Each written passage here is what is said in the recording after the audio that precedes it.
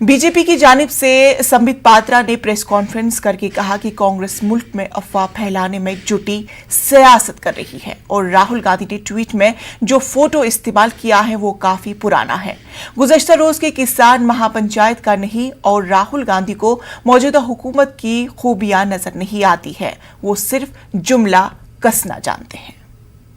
देखा है कि इस देश में जब भी भ्रम की राजनीति होती है, जब भी कंफ्यूजन फैलाया जाता है, झूठ की राजनीति होती है, तो कहीं ना कहीं राहुल गांधी जी का हाथ होता ही है। आज फिर से एक बार राहुल गांधी जी ने भ्रम की राजनीति की है। राहुल गांधी जी यूं तो जमीन पर उतरकर राजनीति करते नहीं हैं,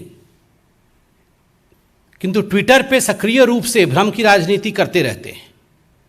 आज भी उन्होंने एक ट्वीट करके एक पुराने फोटो को आज का फोटो दिखाने का कोशिश किया है।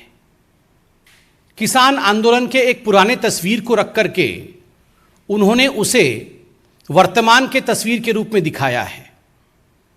और ये मेरे लिए कहना अनुचित नहीं होगा, अतिशयोक्ति नहीं होगी कि राहुल गांधी भली भांति जानते हैं कि आज कांग्रेस पार्टी जो पूर्व में उनके अध्यक्षता के अंतर्गत काम करती थी, आज अध्यक्ष विहीन है।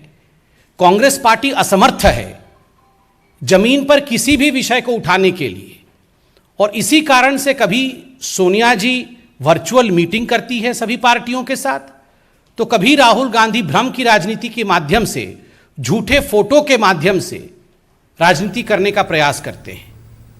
अगर अंग्रेजी में कहा जाए तो Rahul Gandhi has become the political cuckoo of the present day Indian politics. CM Yogi ने